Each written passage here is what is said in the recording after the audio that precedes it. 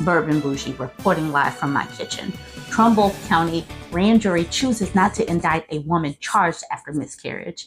And I am so happy that this woman finally gets the opportunity to heal after these Republicans in this anti-choice state decided to try to comfort her simply because issue 1 was overturned by the voters. They tried to make a statement with this prosecution, the way they came for this woman.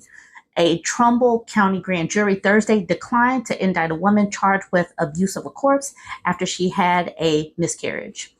The grand jury issued a no bill in the case of Brittany Watts, 34, who was facing a 5th-degree abuse of a corpse following a miscarriage she had in September.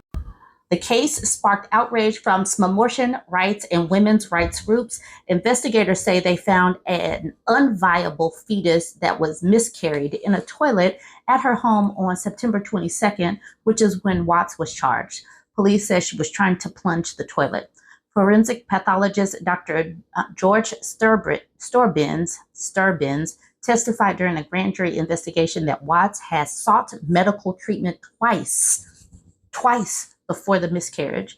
An autopsy found no injury to the fetus and showed it died before passing through the birth canal. Her lawyer, Tracy Timko, said in an Associated Press story in December that her client was sitting in a Catholic hospital for 8 hours awaiting treatment while officials there tried to decide how to treat the symptoms of her pregnancy under Ohio's abortion laws. The Associated Press said Watts had begun passing blood clots, and her doctor said that while a fetal heartbeat was still present, Watts' water had broken prematurely, and the fetus she was carrying would not survive. He advised heading to the hospital to have her labor induced so that she could have what amounted to a abortion to deliver the non-viable fetus. Otherwise, she would face a significant risk of death, according to the records of her case. So they put this woman through a bunch of unnecessary stuff because the people at the hospital wouldn't help her. Timko said she is grateful the grand jury issued a no bill in the case and thanked supporters of her client on national and local level.